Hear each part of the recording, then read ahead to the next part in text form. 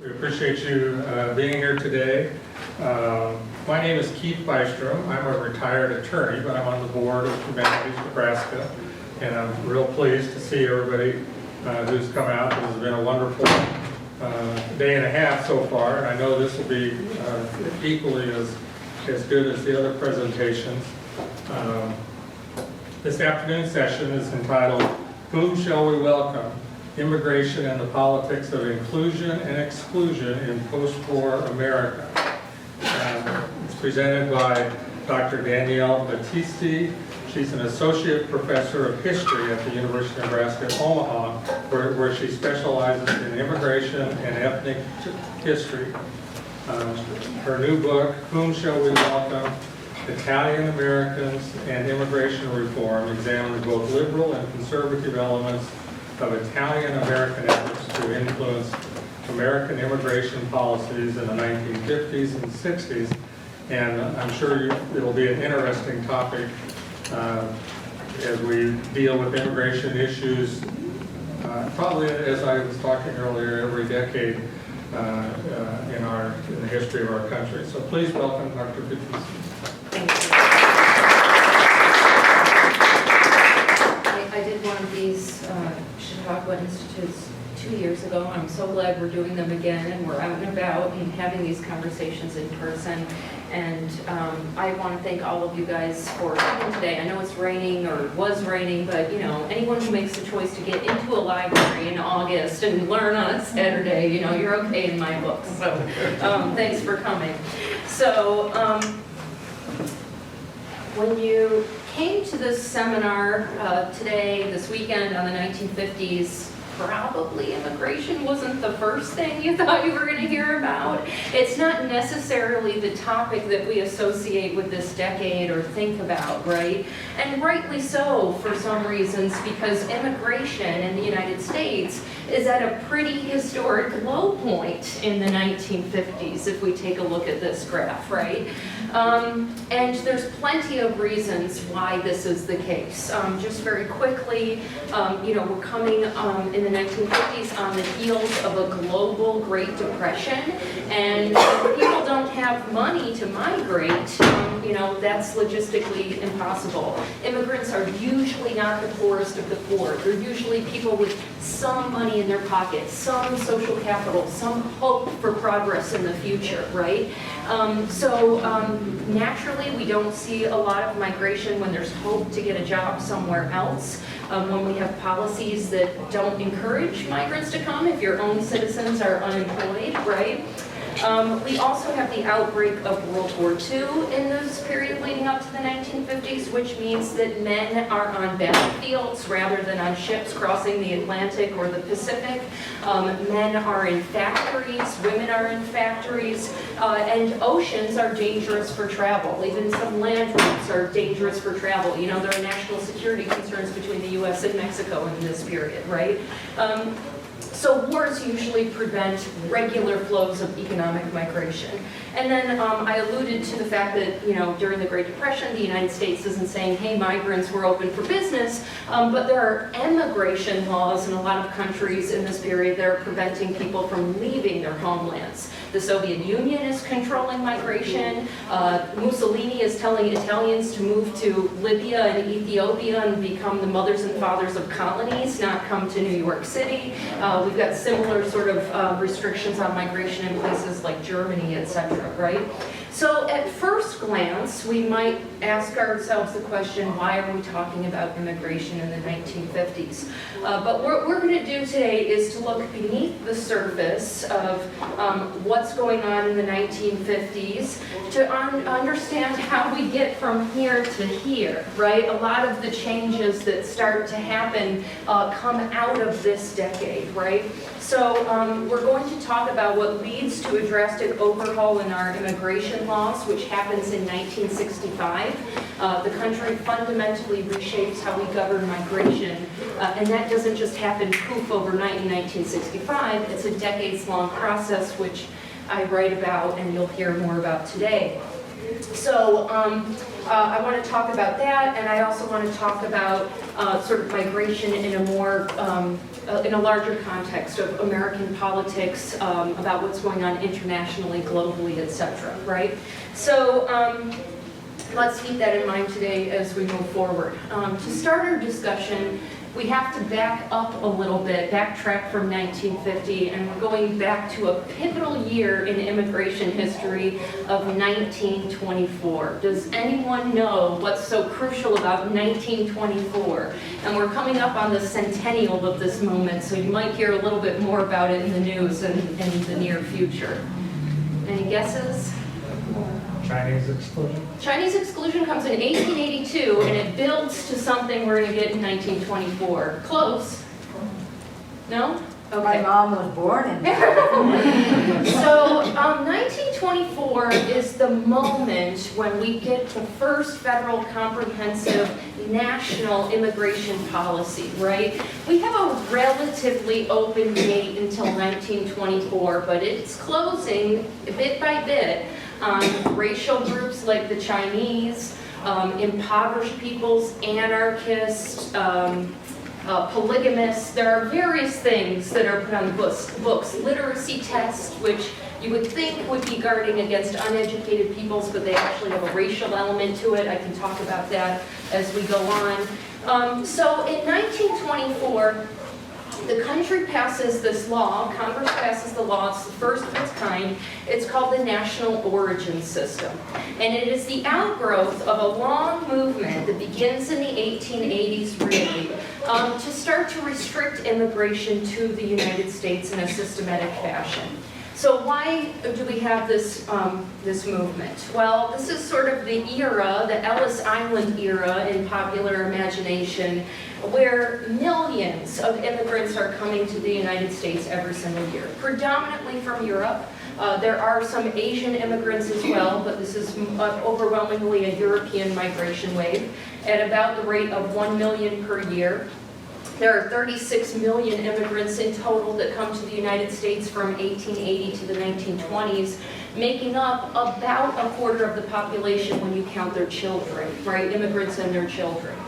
Today we've got roughly the same numbers of migrants coming, but they make up a bigger share of the population. So we're teetering around 12%, 15% of the population is foreign born. Their parents are foreign born. And we start to see concerns arising in American society about these groups that are arriving at the turn of the century. And they come from different circles, and I'm showing you some images that reflect those concerns.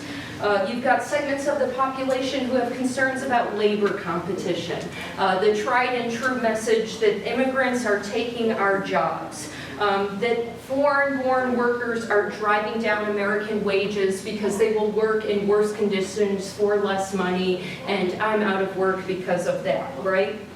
You have some concerns about national security that impact this trend. So fear of foreign radicals coming into the country. First, maybe anarchists and socialists in the 1890s, and then by 1920, 1930, 1940, communists, right? Concerns about national security that arise during World War I. What is the loyalty of those German immigrants and their kids, right? What are they really saying in those German newspapers in 1915 and 1960? And we start to see things like the Red Scare coming out of these movements, right? We have racial and cultural prejudices. So, you know, some of these arguments are going to sound strikingly familiar to you, right? Right now we're talking about groups like Islam, maybe you'll hear that in some circles. And in 1920, the question is, what are those Catholics doing and can we trust them? I mean, even JFK in 1960 has to tell people that he's going to read the Constitution and think for himself and not listen to the Pope. And in 1920, this concern is even more prevalent, right? That you've got this Catholic invasion that's going to undermine American democracy because Catholics are listening to these hierarchical figures and not interpreting things for themselves, right? And so there are fears about that. Certainly anti-Semitism comes into play. Recently, you may have heard about this guy again, There's a eugenic movement that's been gaining steam in the United States in the early 20th century that kind of reaches its heights by the 1920s, in which people are starting to talk about racial concerns and the cultural traits and social traits that different racial groups bring with them to American society, and what impact is that having on American democracy, right? So in the 1920s, there are lots of racial, ethnic, religious, cultural divisions in American society, black, white, Protestant, Catholic, and even, are those Italians white, right? Are those Italians good for American democracy? People like Madison Grant, who authors the best-selling book, The Passage of the Great Race, is of this ilk of eugenicists, and he's an inspiration for people like Stephen Miller. There's been a lot of editorial work coming out about his impact on the previous administration and its thinking about immigration, who are following in the footsteps of, ironically, Italian thinkers who are prejudiced against these Southern Italians, who start to think about different racial gradations that exist in the world. And they start to divide the white race into subgroups of whites, and that the, quote, Nordic races have higher intelligence and higher moral worth than the Mediterranean races of the world. Or, you know, here we've got Nordics, Alpines, Mediterraneans, there's Slavics, there's all kinds of gradations that you can throw in there, right? So all of these types of concerns are sort of filtering in the public consciousness, circulating amongst different groups of Americans, and they reach a sort of ascendancy. This the 1920s is a high point of American nativism. These things tend to go in cycles that tend to correspond with moments of massive economic change, something else we can talk about later if you want. To produce this landmark piece of legislation that is the most restrictive piece of legislation on the books to date about immigration, right? It, first of all, creates a gate where before people who come to Ellis Island just say, I'm here, I want to become an American, and now we say, well, we're only going to let 150,000 immigrants in a year. You've got to get permission to come here in your own country before you show up. You can't just show up at Ellis Island and say, I'm here and I want to come in. We're going to give you a visa and a consulate in your home country, and we're going to regulate how many of you we give those out to, right? So this whole notion that, you know, my great-grandmother came legally gets a little bit more complicated when you figure out that there was no sort of legal procedure for that.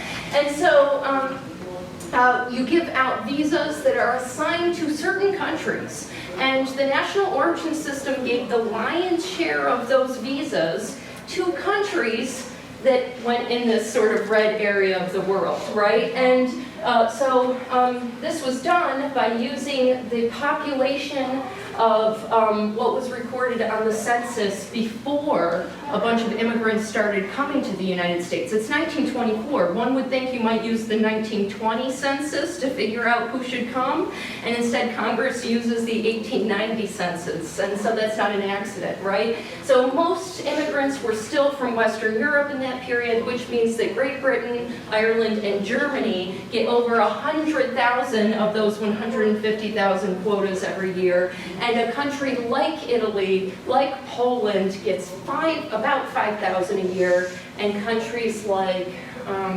Liberia get 0. Okay, so that's purposeful.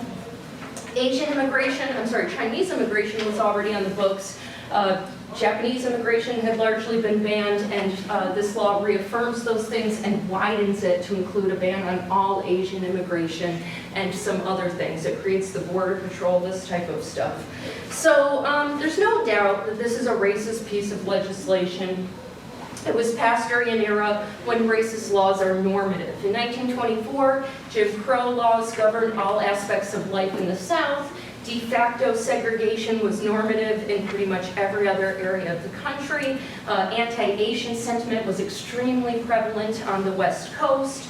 What was really sort of notable about the National Origin System was that it codified racism against these provisional whites in a new way. The Italians, the Italian Americans, Polish Americans, Greek, Jewish Americans. All of a sudden the country is saying very clearly, we don't really think you're that great for the nation either, right? We're okay with you guys that are already here. You got to take some time to assimilate. We have hope that, you know, you'll do good things, but let's not overwhelm the country with more of those hot-tempered Catholics from Italy that become members of the mafia, right? These are exactly the same things that people are saying, and the people I write about are very aware of that. So we have this movement from 1924 forward, as soon as this law is passed, to try to dismantle it. Italian Americans living in places like Brooklyn just don't have the political capital to realize that this is happening, that they can do something about it. They're not exactly the political actors that they will be by the post-war period. So we really don't see a movement to try to dismantle this emerge until after World War II, right? There are people that are disgruntled about it, but no one's really thinking about changing it right away, but that changes after the war. So I'm going to talk about why that happens. There's a couple of different groups that we've got to pay attention to here. First and foremost, let's look at liberal policymakers in the White House and Congress and what their concerns are after World War II. I'm sure you're aware of this after going to many seminars that the United States is engaged in the Cold War during the 1950s, the 1940s, 50s, 60s, right? And there's a lot that we could parse out about the Cold War, but Americans, virtually all Americans, are behind the Cold War. There's very few voices of dissent thinking about, is it a good thing to oppose the Soviet Union or to oppose it in the ways that we've laid out? But I will say that there are two major camps of Cold Warriors. Liberals, who think that fighting the Cold War is a good thing because they want to spread democracy and capitalism and collective security, and they think that you can do this by giving foreign aid to France in the form of the Marshall Plan, by sending American students to go study in Czechoslovakia eventually, right, the Fulbright exchange programs, by making sure that McDonald's and Levi's and all these other consumer goods are flooding the world, right? So there are Cold Warriors that believe that the American way should be exported abroad, and they sort of focus on doing it in these kinds of ways. And people like Truman, George Marshall fall into this group. There are also Americans on the sort of right or conservative side who also are engaged in the Cold War, believe firmly in it, want to fight it, but they tend to focus on things like, do we have enough Air Force bases in Germany? What does the nuclear arsenal look like? Are there spies infiltrating our government and promoting communist ideas at home? These kinds of things. And so conservatives tend to focus on national security issues, whether they're abroad and at home. And this is where we start to talk about immigration again, because both of these groups think about immigration in terms of what it means for the Cold War, right? So these types of folks, the Nixons, the McCarthys, the McCarrans, who I'm going to talk about in 1 minute, are very fearful of immigrants in a Cold War context, right? Because they think that the national origin system is a really good thing, and they reaffirm its the provisions of what it says in 1952 with another immigration law, the McCarran-Walter Act of 1952. And essentially they say, now is not the time to increase diversity in the United States. The communists want us to be more divided. They want us to have less in common with one another. There are these well-meaning folks in the United States, like African Americans, who are susceptible to communist propaganda that the United States is not a good place. And they start to say, we ought to change X, Y, and Z. And all of these diverse voices make us unable to be united against the fight against communism, right? And so we don't want diversity in this country because that kind of cultural change, a range of political and social opinions, and people coming in from other countries with divided loyalties would weaken our resolve to be able to fight the Cold War. So these groups of Americans fight to keep immigration very low and to keep our immigration policies very restrictive. And they generally hold important positions in Congress because so many of them come from the South, where seniority gets them into leadership positions in committees, and they get to decide what immigration laws come out of Congress, and we never get any meaningful change, right? But liberals take the opposite view when it comes to immigration and the Cold War. They think that increasing immigration, opening up the borders a little bit more, and changing the message about immigration is ultimately going to work to the United States' advantage during the Cold War. And this is the outgrowth of how liberals are thinking about the nation as a sort of unit, or how they're thinking about Americans during the war. During World War II, Americans were redefining what the American way meant, right? That the American way was about protecting liberty, democracy, and equality for all peoples against the racist and oppressive forces of fascism, right? That it's people like Hitler that don't want African Americans and Jewish Americans and Protestant Americans all working together, right? So during the war, the message is that the United States needs to project tolerance and unity for all peoples to really be able to fight our enemies successfully, right? So democracy and capitalism are the best way to ensure liberty and equality for all peoples, and we have to get everyone on board with that message. So gone are the days of World War I when we were really suspicious of those German Americans. The new message in World War II is that these ethnic peoples should become ambassadors for the American way abroad, right? That Italian Americans should be writing letters to their friends in Italy back home, telling those Italians, reject Mussolini, reject communism, and embrace the American way. So we want to promote this tolerance and unity of all groups of Americans, right?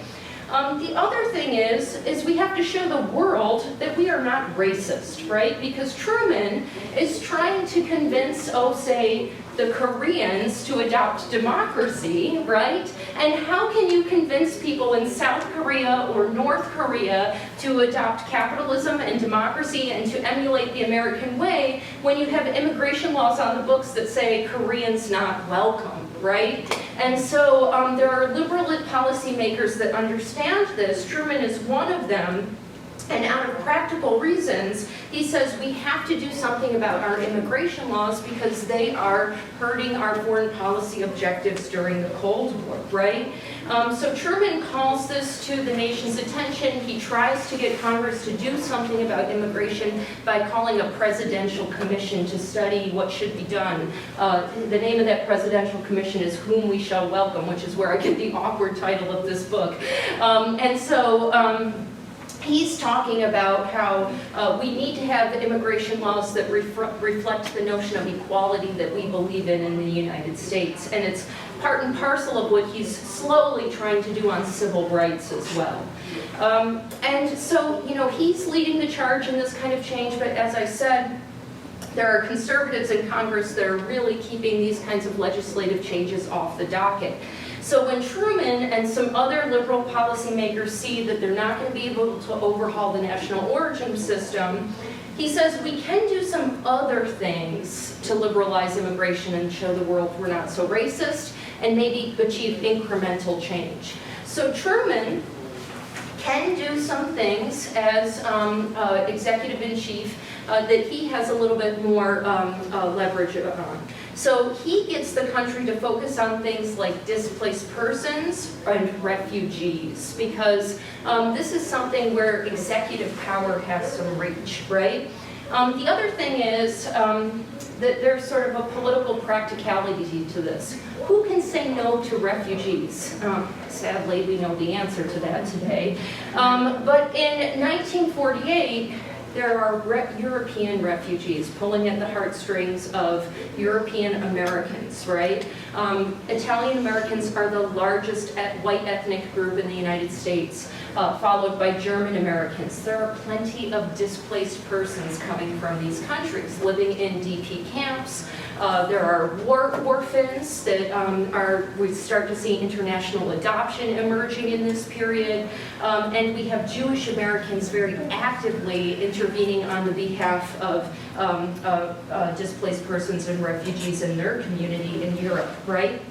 So we have some political sort of leverage here to start to allow refugees into the United States. There's humanitarian issues that come into play. The United States is also backing the creation of the UN and NGOs that start to worry about the placement of refugees abroad, and the United States is asserting its world leadership in this realm, right? So incrementally, Congress starts to pass legislation that will allow tens of thousands, starting with the Displaced Persons Act, which ultimately moves up to, at the end of the day, 400,000. In 1953, about 300,000 refugees coming in these types of sort of piecemeal pieces of legislation. And as you can see, they're linked to the Cold War. How much does the U.S. really care about Hungarian refugees? What are the connections between economic or political or social connections between the U.S. and Hungary? Not much, except it's really embarrassing to the Soviet Union when all these people say we don't want to live under a communist government anymore, right? Same with Cuba, although there's many more connections between Cuba and the United States, right? So we start to see the passage of these emergency refugee pieces of legislation, which are chipping open the gates a little bit in this period of high restriction. And they're also demonstrating to Americans that our regular system of immigration doesn't work if year after year after year we keep having to pass all these special emergency laws to deal with the real world migration concerns that are out there. So we have liberal policymakers in Congress, in the White House, in executive branches that are sort of moving in this direction. We also have the emergence of the civil rights movement in this period, right? As I said, the national origin system is clearly a racist piece of legislation. And African Americans all over the country are trying to undo a variety of laws and policies that are clearly racially discriminatory, right? They're using wartime rhetoric to their advantage to doing this. There are lots of African Americans have moved to the north. They're capitalizing on that movement. They're capitalizing on wartime rhetoric, which talks about how the United States is out to defeat racism around the world as the United States. This is part of the double victory poster campaign of African Americans during the war. As the United States looks out at Germany, our gaze is reflected back here from the German sunglasses about what the United States looks like, and we see a lynching. And African Americans are saying, this is what we're fighting the war for, right? To really perfect democracy and equality everywhere, not just in Europe, but at home as well. So the civil rights movement emerges in full force in the 1950s, and this again calls attention to all of the racist laws that are on the books in the United States, and there's international attention being paid to these movements. I mean, here we've got some Chinese propaganda showing you that it's really communism that promotes equality for all types of workers, not capitalism, right? So people like Truman don't like to see things like this. And African Americans are not particularly concerned about immigration, right? African Americans, to their mind, had bigger issues to deal with. They are really concerned about disenfranchisement, residential discrimination, occupational discrimination, educational segregation, income inequality, but their rhetoric allows other groups of Americans to point out just how racist the national origin system is, and in-step groups like Italian Americans and Jewish Americans. These groups are the largest actors for immigration reform in this period. And people like Truman get a lot of attention, but it's this groundswell of people like Italian Americans and Jewish Americans, Catholic groups, that are really lobbying for change in this period. And so there's a parallel movement for racial equality in the realm of immigration during the civil rights era that's led by these white ethnics, right? These Southern and Eastern European groups who saw themselves as the primary targets of the national origin system's restrictions, and they said, number one, we need to have laws that are not racist in the United States. We need to have laws that reflect that we are really a Judeo-Christian nation that believes in equality of all peoples and all of the humanitarian rights that come along with it. And by the way, they also say, we have to have laws that benefit us Italian Americans. I mean, there's liberal elements and there's really conservative elements to this, because after all, Italian Americans say, I have the right to vote. I have the right to marry whoever I want. I live in neighborhoods alongside of English and German people. I go to the same country clubs as them. I'm a middle manager with them, and yet you're telling me I'm not white enough to immigrate, right? There's a lot of sort of conservative things that are going on here as well. And so many Italian Americans see the national origin system as a remnant of this idea that they're still not white, and they take offense to that. And so you've got various motivations at play, especially in the Italian Americans constituency, that are different than, say, Jewish American groups that are much more liberal in their reasoning. So you've got this concerted effort by these ethnic Americans to try to get laws changed. And so these groups are movers and shakers in helping to get these refugee relief acts passed, because they see them as benefiting war-torn countries like Italy, or they see them as helping to stabilize Italy from falling to communist infiltration. There was this pivotal election in Italy in 1948 where it looked like communists were going to take over the country, and Italian Americans are saying, at the same time we're giving all this Marshall Plan money to Italy, we're doing that to give people jobs and to put roofs over their head and to stabilize the country so they don't turn to communism. A much cheaper way to do that is to let them come to the United States instead, so you don't have 200,000 Italians living in displaced persons camps, right? So you accomplish this end goal by allowing Italian refugees to come to the United States, right? So the groups I write about are making arguments like that in this period. As I told you, there's a sort of religious humanitarian element as well.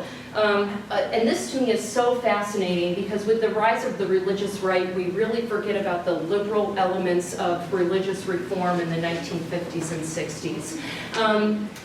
Pope John Paul, I always mix this up, the 12th, issues an apostolic constitution in 1952, which is sort of the highest sort of proclamation that a pope can make, called Ex Familia, in which he talks about man's God-given right to migrate. That for humanitarian religious purposes, we have to support man's right to provide for his family, to have access to the equal share of resources on earth, to be able to support a family, to be able to have enough money and resources to have kids, and we're having kids to show our love for God and emulating the Holy Family and such. And when nation states restrict migration on the bounds of their own self-interest rather than the common good, they are violating these human and religious rights. And Catholics are talking about this as well and trying to get the nation to change its immigration and refugee laws on this basis, right? So there's a coalition of Italian Americans that sort of bring all of these forces together. They and Jewish Americans become lobbyists, key lobbyists in the Democratic Party that push for what they want in immigration reform, and they've got political pressure because of scenes like this. You know, Truman almost doesn't get the renomination for presidency except for that push that he got from ethnic voters, from African Americans who say, we're going to vote for you because we know you're going to do X, Y, and Z for us, right? And Italian Americans are saying, we want you to do X, Y, and Z on immigration reform. And so Italian Americans are sort of chipping away at the nation's immigration laws in sort of side door attacks throughout the 1950s. They put their weight behind all of this special legislation for refugees that I talked about. They helped to get the Displaced Persons Act passed, which is mostly a Jewish American effort, but Italian Americans lend their support. And Italian Americans are key constituents for getting this Refugee Relief Act passed in 1953, which is really a misnomer because the vast majority of migrants that come over under the Refugee Relief Act are not what we call bona fide refugees. They're relatives of American citizens who are flat out economic migrants who say, we can't get jobs in Italy, we want to move to the United States, we've got an uncle who's going to help me get on my feet here, but we call them refugees to make it more palatable to the American people. And it also brings up an important question we can be asking ourselves today. What is the real distinction between a refugee and an economic migrant, particularly in places like Guatemala, where droughts and climate change are changing the economy and also creating these massive displaced persons or groups of displaced persons, right? So I think this is a really interesting thing to think about when we think about what lessons can we draw on what happens from this period for today. Another thing that Italian Americans are doing in this period is they're trying to change the public's perception of what immigration from places like Italy looks like, right? So as all of these refugees, hundreds of thousands of them filter into the country into the 1950s, Italian Americans are actively trying to get pictures of these new refugees and new Italians out onto the front pages of newspapers. And they're trying to show Americans, these are not the Italians that you remember from 1900. They're not men huddled together in this filthy apartment, squirreling away all their money so they can send it back home to their wives in Sicily.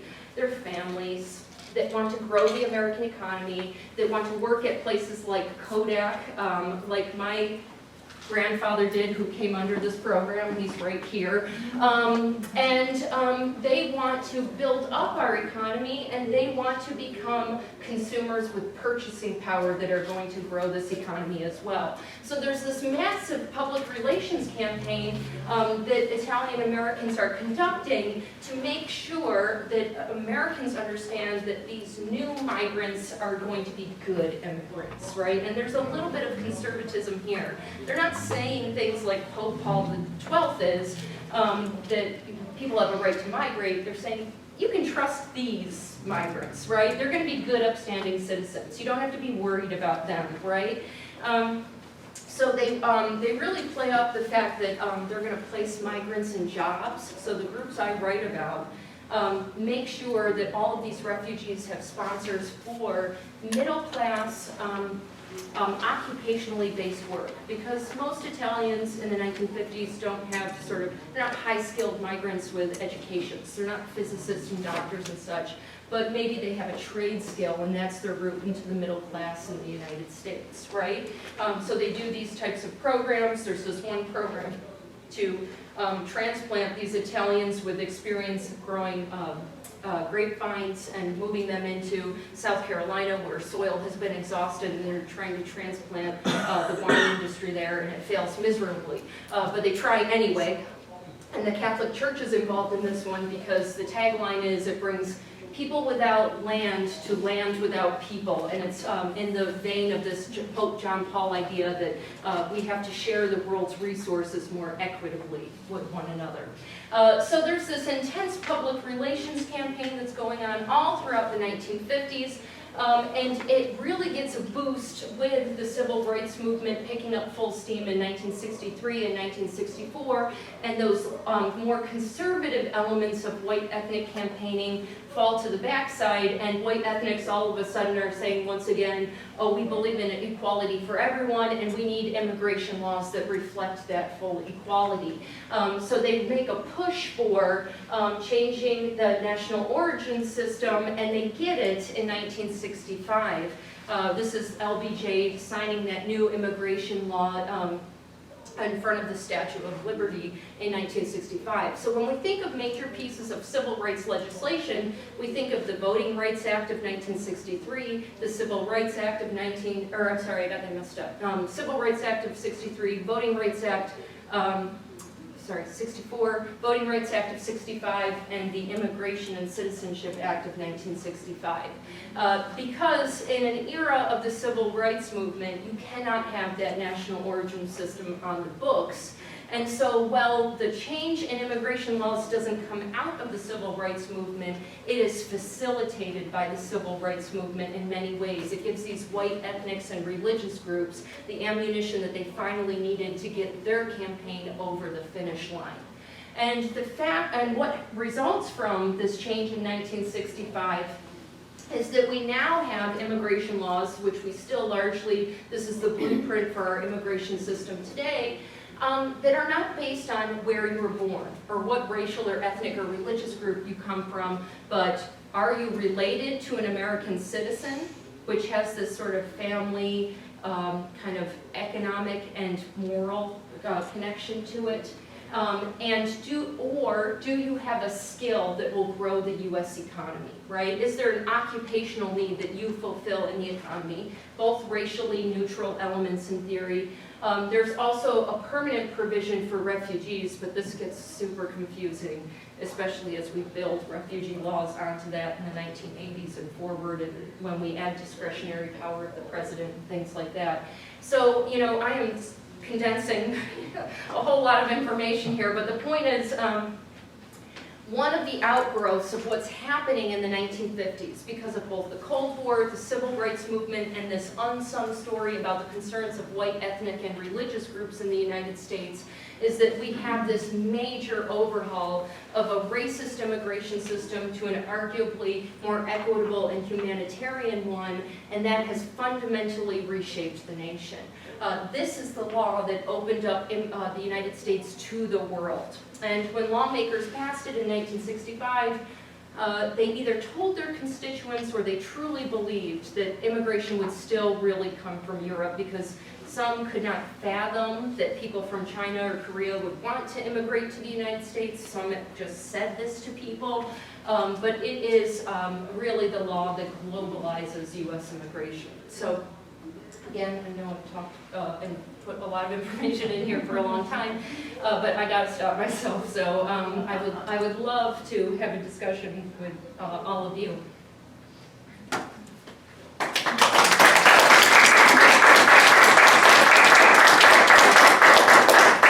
Who has some questions? Yeah. Yes. So the whole thing where Truman came out and said during World War II, you know, that quote you had up there, we have to be inclusive in the picture with all the different last names. So how does that square with what we did to Japanese Americans? Great question.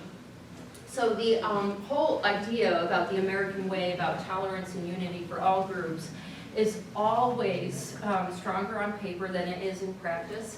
And the big winners of that message are white ethnics and Southern and Eastern European religious minorities like Catholics and Jews. The message works best for those constituents who are already provisionally included in the United States. This tri-faith movement that emerges out of World War II is so strong. There's this story that becomes like a national sort of narrative for this movement about these 4 chaplains who are sunk at sea, and they go down in the Atlantic trying to get to the troops, and it's 2 Protestant ministers, a priest, and a rabbi who are sunk, and there's posters and stamps that are made in their images. And it doesn't work for African Americans, right? That's why we have the Double Victory campaign, always telling people it's not working, and it doesn't work for Japanese Americans, right? So you rightly point out that we have internment of Japanese Americans who are American-born citizens of Japanese ethnicity who live on the West Coast. They're not, they are citizens, but if they have foreign-born parents, they are Japanese citizens because the United States immigration laws have banned them from naturalizing. So we have Japanese and Japanese American internment.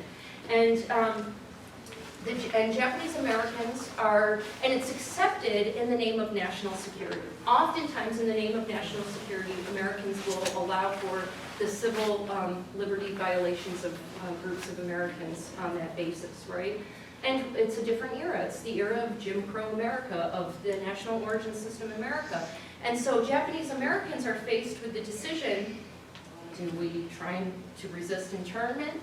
Do we protest it in some way on the streets? Do we take legal routes? And Japanese Americans whose leadership are very conservative pursue the legal challenge, and they go through the court system, and the court system upholds internment on the basis of national security in 2 or 3 rulings throughout the course of the war. And it's only in 1988 the United States government issues an apology and reparations for that.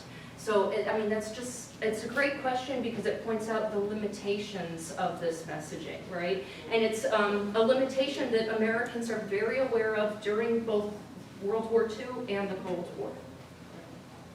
Yeah. I had a question about, so with what we have now, because obviously the past administration did a lot to dismantle a lot of what we have with regard to refugees, you know, pulling back the foreign, the stations abroad, and the numbers just plummet. Mm-hmm. And yet at the same time, I think it's in the last couple of years that forced migrants around the world reach about 80 million. Yes. We'll see that at 100 million. Do you see a way in which that, again, works its way back into or being more of a pro-immigration stance with relationship to national security? Because most of them are not in right. the global north. Yeah, I think that's a great question. So when we have seen successful pieces of refugee legislation being passed and the American public accepting refugees into the country, it has always been linked to national security concerns. Jewish Americans were trying to proceed in 1948 on the basis of a humanitarian campaign to get displaced persons in Western and Eastern Europe allowed into the United States. Didn't go anywhere, and so Jewish Americans very smartly said, well, we want to get all of these dissidents out of communist countries, right? And everyone picked up on that, and Italians say, yeah, we got to get all of these people out of Italy so they don't become burdens to the society and we don't have people turning toward communism. Same with Hungarians and Cubans and the Vietnamese and Laotians and so forth, right? So every time, I wish I had a slide showing all of our refugee relief acts are almost all linked to national security concerns, right? And so we're in this moment today, I think, and I'm a historian, so take this with a grain of salt, where we don't have a national consensus on what U.S. foreign policy should be, right?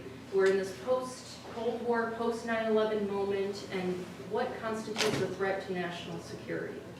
We don't even have consensus on what the impact of climate change means to national security. And I think that your question is so astute because, to me, this is the formula that refugee advocates need to press to make practical political headway, right? To start talking about national security threats that are emerging from the Middle East, which should seem to be a no-brainer in terms of refugee policy. And as you point out, the global south, right? That's the best answer I can give you. Yeah. Is there, nowadays we have a border situation going on where people are at the border trying to get in. Was there something going on during the 50s in the same situation? Where they were going outside the normal immigration system? Well, okay, that's a great question. So my next project that I'm writing an article on right now is all these Italian commercial seamen who jump ship in New York City and come into the United States illegally by overstaying their D1 visas, seamen who are allowed to stay in for 28 days. And they get a job in New York, and within about a year they find a woman to marry, and the real ticket is if they can produce a literally anchor baby to anchor these seamen to the United States. And then the country finds all these kinds of ways to normalize them. So there's this hidden history of unauthorized European migration that's happening in this period. Plenty of Jewish migrants figure out that they can migrate to Cuba before 1958, 59. They can establish a 5-year residency in Cuba, and once you are a Western Hemisphere migrant for 5 years, then you can migrate to the United States legally, right? So there's all of these routes that groups that I talk about are used to get into the United States. This is a very tangential, but I find it so interesting. There's tons of illegal Irish that come to Boston in the 1980s, fleeing, the Troubles, and they eventually say, hey, Ted Kennedy, do something for us, and hence the diversity visa lottery to take care of these folks, right? So there's always roots of unauthorized migration to the United States. In the 1950s, we don't really see a lot of border migrations like we think about today. In fact, there are supposed labor shortages in the agricultural sector. Now, whether those are really shortages or just agribusinessmen wanting to pay people lower wages, produces the Bracero program and other guest worker programs that actually encourage the migration across the border. And that program's riddled with such problems that in and of itself it creates people going outside of the legal boundaries of that border and coming in illegally, but that's like another 30-minute lecture there. But I would say in the 1950s that's not the major concern. That people are much more focused on refugees, and that international migration is not the sort of problem that it is today, or focus that it is today, if that makes sense. I'm not sure if I answered your question. Yeah? The narrative, the story here seems to be heavily based on numbers. And does that encourage a stereotyping approach that X people are problems, so we reduce the number? And has there been an effort, and do you think it would be successful, to make individual stories more a part of the narrative? I know that won't craft laws, but the propaganda, the building political support, is it a numbers game, or is it these are the stories of people game? I don't know. So, in the groups I write about, they put out these individual stories. I showed you some pictures that are out in newspapers. There are refugee stories that get put up all the time, and there's that. I'm not convinced that people respond to numbers, but they respond to narratives about what does this do for me? What does it do for my job or my country? And how refugee advocates today can build upon that, I don't know, because we're operating in such a different political environment than the 1950s. As I said, there are waves of nativism in American history, and we are, empirically speaking, in a period of high point of American nativism. Whether you think that's a good thing or not, that's your business, but we are in an era in which immigration is suspect, right? And so how you deal with changing that paradigm is very different than this, It's a great question. I wish we had another 30 minutes to hear the rest of the lecture, but we don't. We're out of time. And I want you to join me in thanking Dr. Battisti for a wonderful lecture.